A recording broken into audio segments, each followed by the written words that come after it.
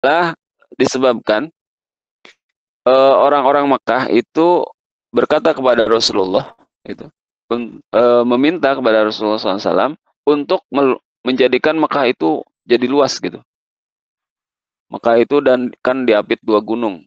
Hilangkan 2 gunung itu agar Makkah jadi luas gitu. Dan jadikan Sofa, Bukit Safa itu zahaban, emas. Nah, untuk menjawab ayat ini, untuk menjawab perkataan orang-orang Mekah ini, turunlah ayat ini. Am turiduna an tas'alu rasulakum kama su'ila Musa min qabl. Gitu. Atau apakah kalian ingin gitu ya, meminta kepada Rasul kalian, Rasul yang diutus kepada kalian, kama su'ila Musa, sebagaimana Nabi Musa alaihissalam diminta.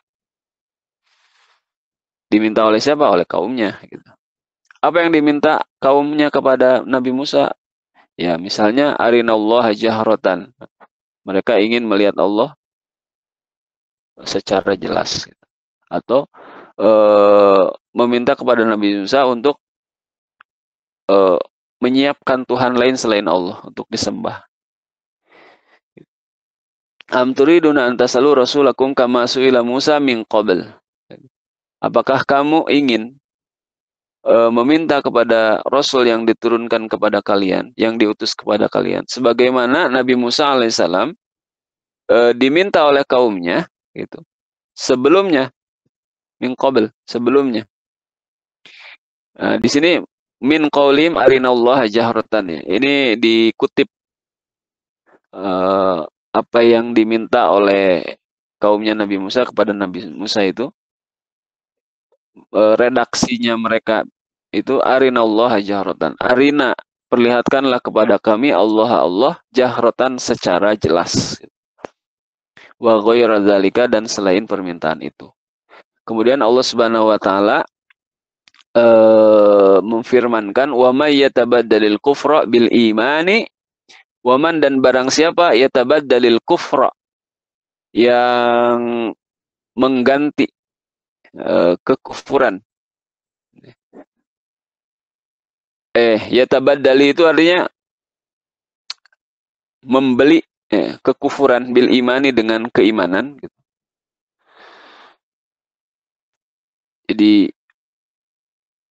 menukar kekufuran bil imani dengan keimanan.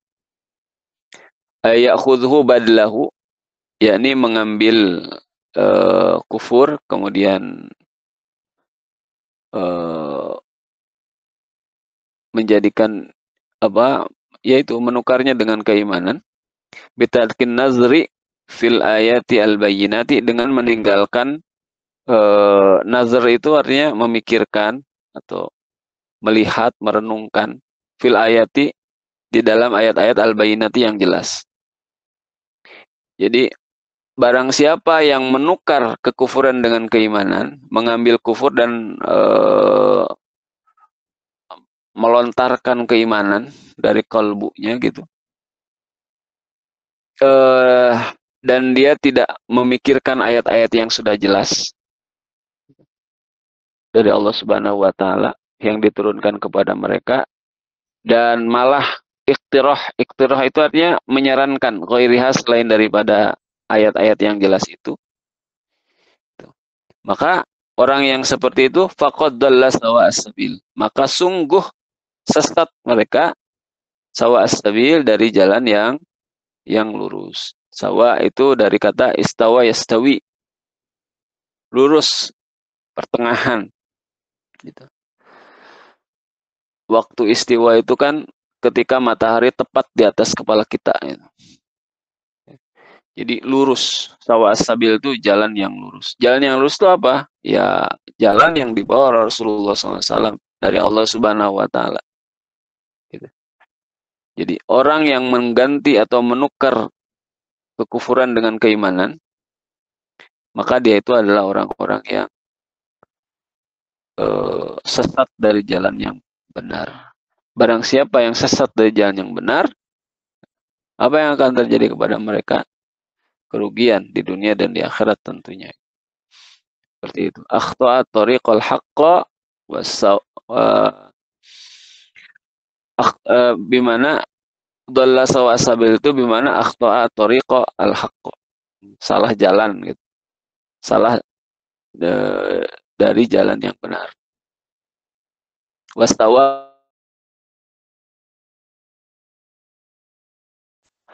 sawa itu bimana pertengahan. Pertengahan di sini maksudnya adalah jalan yang lurus. Seperti itu. Ibu-ibu, kesimpulannya adalah saya ingin sebelum selesai mengakhiri kajian kita malam hari ini, saya ingin menyampaikan kesimpulan dari dua ayat ini. Kesimpulannya ada banyak juga, ada 6. Kesimpulan yang ditulis oleh Syekh As-Sabuni. Beliau mengatakan nashul ahkami jaizun bil ijma'i.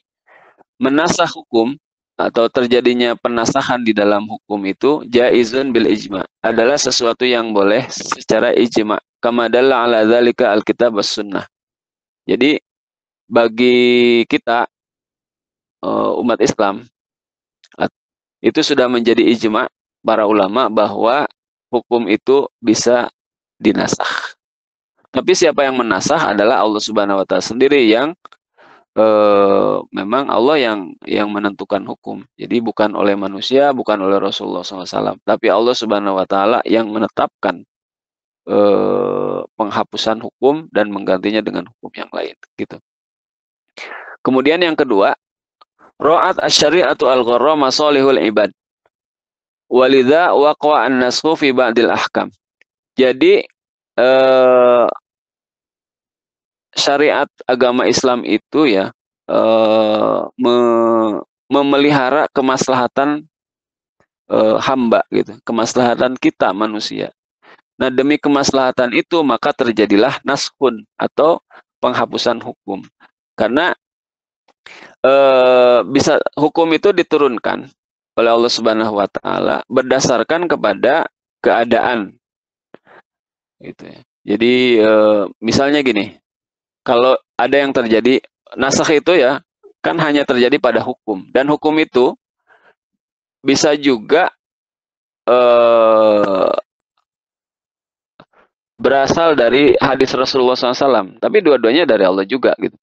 Misalnya tentang hukum ziarah kubur, Rasulullah bilang gitu, dulu aku melarang kalian gitu, melarang kalian untuk berziarah kubur, gitu. Tetapi sekarang berziarahlah. Gitu. Mengapa sebelumnya Rasulullah SAW melarang para sahabat untuk berziarah kubur? Karena di awal-awal mereka belum kuat imannya, maka dilaranglah ziarah kubur. Jadi kemaslahatan pada saat iman para sahabat itu belum kuat, yang maslahat bagi mereka adalah melarang mereka untuk berziarah kubur. Tetapi di masa ketika para sahabat sudah kuat imannya, ziarah kubur dibolehkan oleh Rasulullah SAW. Artinya Allah Subhanahu wa taala membolehkannya karena semua yang dikatakan oleh Rasul itu ya dari Allah juga gitu. Nah, hukum tentang ziarah kubur ini kan di satu waktu dengan waktu berikutnya itu berbeda. Kenapa? Karena melihat keadaan para sahabat gitu. Pada saat dilarang itu keadaannya memang mengharuskan untuk itu gitu, untuk tidak berziarah gitu, sehingga dilarang karena bahaya gitu kalau berziarah nanti bisa jadi musyrik gitu misalnya. Tapi ketika sahabat sudah kuat imannya, ya silahkan berziarah dan itu bagus. Kenapa? Karena bisa membuat ingat kepada kematian. Gitu. Jadi kenapa nasakh itu ada di dalam syariat kita adalah karena hukum itu menyesuaikan dengan keadaan, diturunkan untuk menyesuaikan dengan keadaan. Tapi makanya penerapannya juga ketika kita ingin menerapkan hukum juga dalam pelaksanaannya, dalam implementasinya itu harus dilakukan secara